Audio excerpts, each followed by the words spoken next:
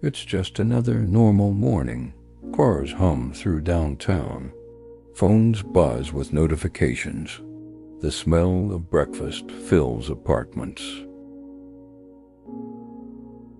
But within seconds, everything changes.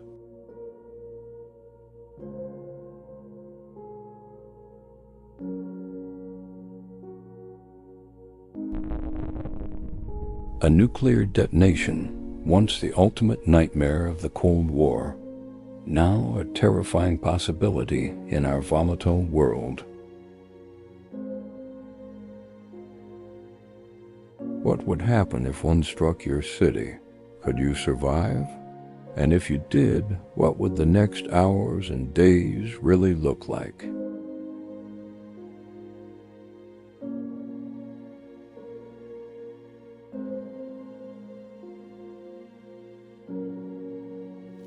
In the first second, the fireball can reach temperatures hotter than the surface of the sun, millions of degrees.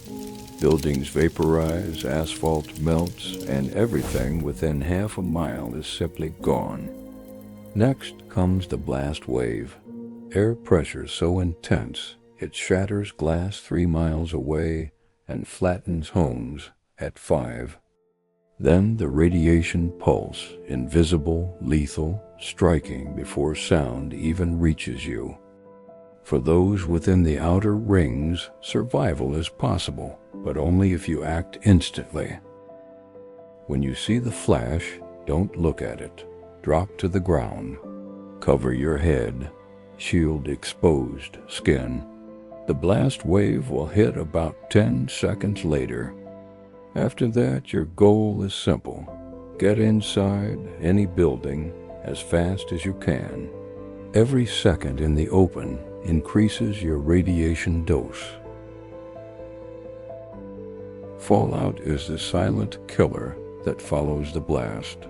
Radioactive particles from the mushroom cloud rise high into the atmosphere, then begin falling back to Earth. Tiny grains of ash that emit deadly radiation. They'll begin to fall within 10 to 20 minutes, depending on the wind. Your best defense is shielding. You need as much dense material, concrete, brick, earth, between you and the outside as possible.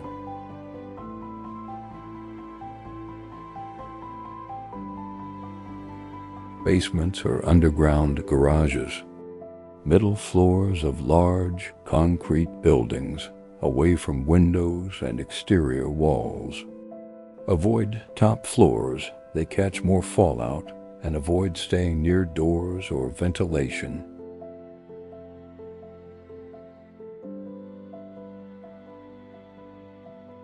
If you were outside during the blast, remove your outer clothing. It may hold radioactive dust. Seal it in a plastic bag, leave it far from living areas, then wash any exposed skin with soap and water. Do not use conditioner. It binds radioactive particles to hair. Once inside, seal off the shelter. Close windows. Turn off fans or AC that pull outside air. Use duct tape or towels to block drafts. Stay calm. You've just improved your survival chances dramatically. The first 24 hours are critical. Radiation levels drop quickly at first. Within 7 hours, they're down to 1/10 of their initial strength. After 2 days, about 1/100th. That means if you can stay sheltered for at least 24 hours, your exposure risk plummets.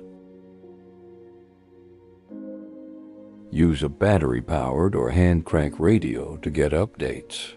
Cell networks will likely fail, but some emergency stations broadcast on AM frequencies. Follow official guidance. They'll tell you when radiation drops and when it's safe to leave.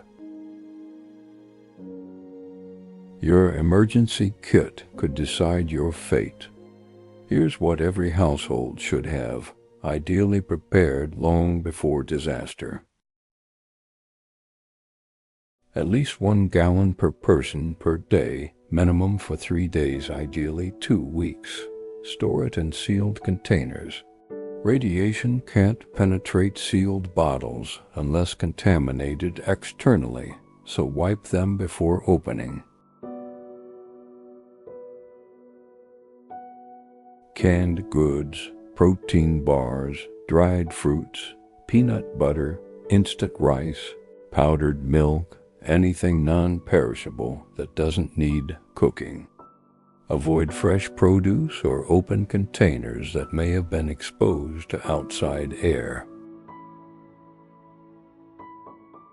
Tools: a manual can opener, flashlight with spare batteries, first aid kit, antiseptics, bandages, pain relievers, prescription meds, dust masks or N95 respirators, plastic sheeting and duct tape to seal rooms, a whistle to signal for help, spare clothes, gloves, sturdy shoes, blankets. Remember sanitation. Keep garbage bags, wipes, and hand sanitizer. In tight shelters, disease spreads fast. In the dim hours of waiting, fear can be as dangerous as fallout. Keep busy. Organize supplies, monitor the radio, take turns resting. If you're with family, comfort children.